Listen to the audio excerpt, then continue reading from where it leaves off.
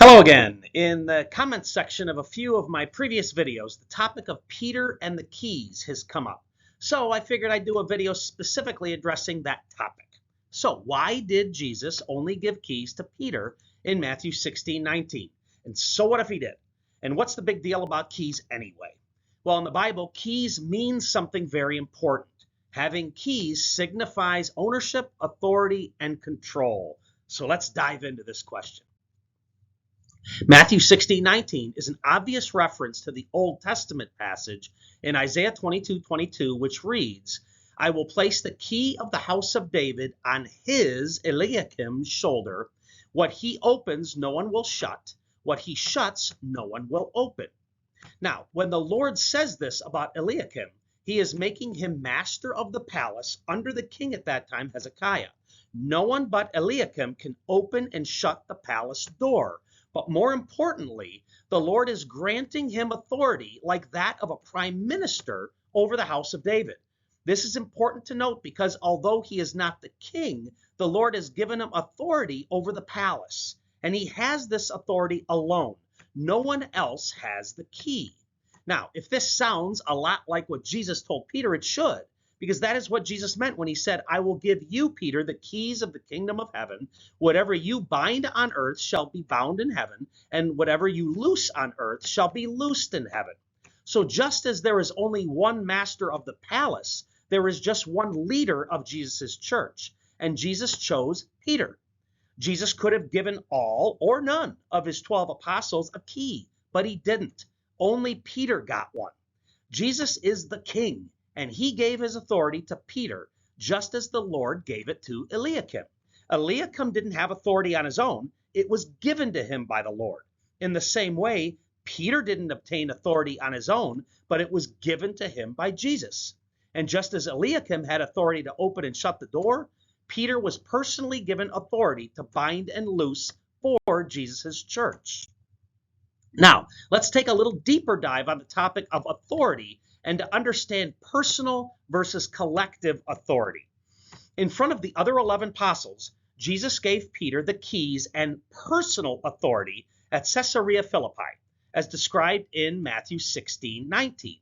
He alone received the keys, and he alone was given authority to bind and loose personally. And for the next few weeks, all the apostles knew was that Peter had been singled out, just as Eliakim was in Isaiah 22:22. And then after the 2-week trip to Capernaum, which included the transfiguration of Jesus, he gave collective authority to his church as being the final arbiter on faith and morals as described in Matthew 18:17. Then in verse 18, Jesus gave collective authority to the rest of the apostles to bind and loose, and none got keys like Peter did. So it begs the question, why did Jesus give Peter and only Peter keys? Why not in Matthew 18:18 give the rest of the apostles keys as well? Well, it's because Peter was singularly selected for the special task of leading Jesus' church.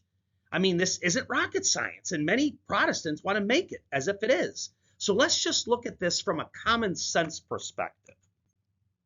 Let's create a scenario where I'm going out of the country for a very long time, not even sure if I'll be back. So I call a face-to-face meeting with 12 of my closest friends to tell them about my trip. Let's say that you are one of my closest friends that has been invited. Well, at this meeting, I look at you and only you and say, I'm giving you the keys to my house.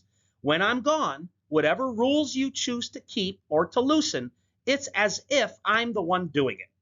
Well, at that moment in time, who do you think you and the 11 think is in charge when I'm gone? Let's not overthink this. Everyone, of course, would look to you as being in charge when I leave. You have the keys.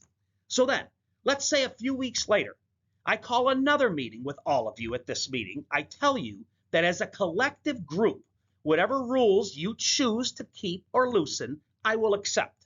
But I didn't give anyone else keys, still only you.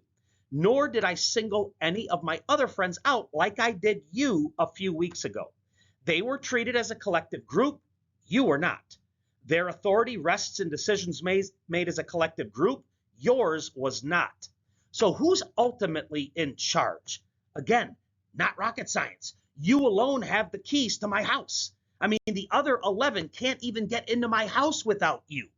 Personal versus collective authority. Don't overthink this. So we've talked about the linkage between Isaiah 22:22 and Matthew 16:19, the personal authority given to Peter versus the collective authority given to his church, and the common sense interpretation of the keys. Well, what though about the early church? Did they view Peter as having any special authority? Well, I think the best way to answer this is to list the succession of popes by the church. If Peter didn't have special authority, then why specifically keep track of his successors? Linus succeeded Peter, and when Linus died, he was succeeded by Cletus, and so on. I just listed in the tables here the 29 popes from Peter to St. Marcinellus through the 3rd century. Do we know of any of the other apostles who have a specific line of successors? Why only Peter?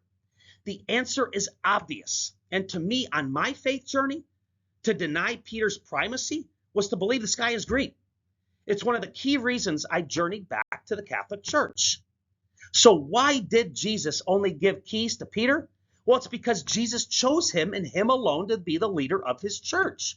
It doesn't mean that the other apostles couldn't be leaders as well. Actually, they were all called to lead, just not with the same authority that Peter had.